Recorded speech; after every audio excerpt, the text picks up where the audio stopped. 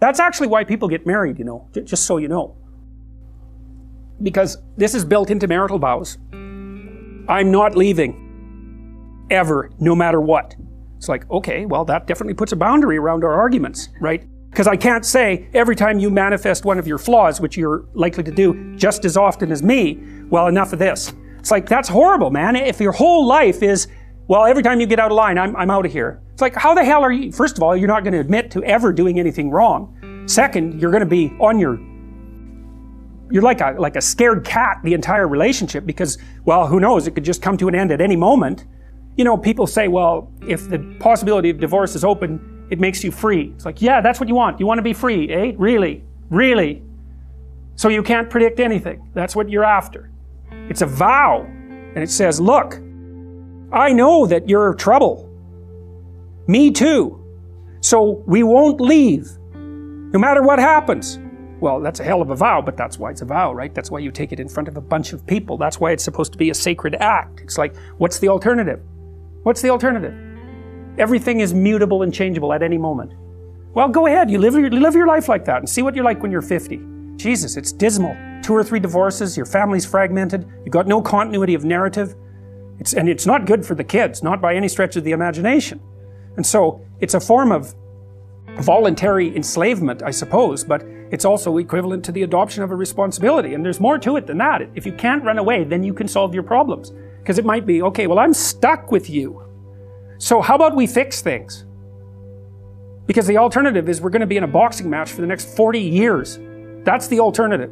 So, and you think you're going to fix problems without something like that hanging over your head? There isn't a chance. You'll just avoid them because that's what people do. It's really hard to solve problems, especially in a relationship. We're having a fight and I find out that it's, you know, because you were abused by your uncle when you were 5 or some goddamn thing. You know, it's like, it's very frequent that that sort of thing happens. Your partner's, you know, manifesting some weird anomalous behavior. You just can't make heads or tails of it. It doesn't seem related to what you're doing at all. They don't want to talk about it.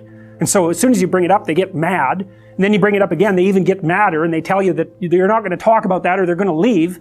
And so maybe you're really, really persistent because you're kind of a son of a bitch, and then they break down and cry, you know, and then they have this horrible memory that comes flooding forward that's completely, you don't know what to do with it, and then you have to sort it out. It's like, you think you're going to do that unless there's a good reason? You have to know, we better sort this out or we're going to be carrying it around for the next 40 years. That maybe is enough motivation so you'll actually try hard to solve a problem. It's a lot easier to say, well, sorry, we're not going there. But then, good, you'll have it every day, every goddamn day for the rest of your life. There's some additional problems with divorce that people don't really grasp when they're young. Like, the idea that you can be divorced once you have children, that's kind of a stupid idea, because you can't. You can find a limited substitute for your initial freedom. But if you have kids and you try to get divorced, the probability that that's going to demolish your life is very, very high. First of all, it's incredibly expensive. So one or both of you is going to come out of that poor. And your market value has declined. Let's say you're the woman who takes the kids. Your market value has declined radically. You're going to be poorer. The man, he's just as screwed because he is now an indentured servant and there's no escape from it. So it's not so bad if you can negotiate a peaceful separation, and some people can, but lots of times if you have a terrible relationship, it's not like negotiating a peaceful separation is all that easy. But if you're at each other's throats, good luck to you. I think it's roughly equivalent to having non-fatal cancer. It is not pleasant. It's a 10-year process, 15-year process. It'll cost you $250,000 and it'll tear a big chunk out of your life. And also it will really disrupt your relationship with your kids. And you know, you bring kids into a step-parent family, they do not do as well. Step-parents are not as good parents as biological parents, and the data on that is clear. Now, obviously there are exceptions, because there are terrible biological parents, and there are wonderful step-parents.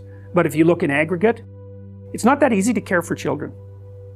You need everything you can binding you to them. And if they're someone else's children, mostly they get in the way of the person that you love, right?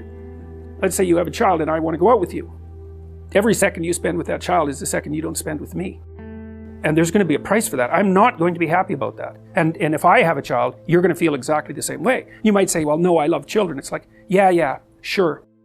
Sure you do. I doubt it. You might love your child.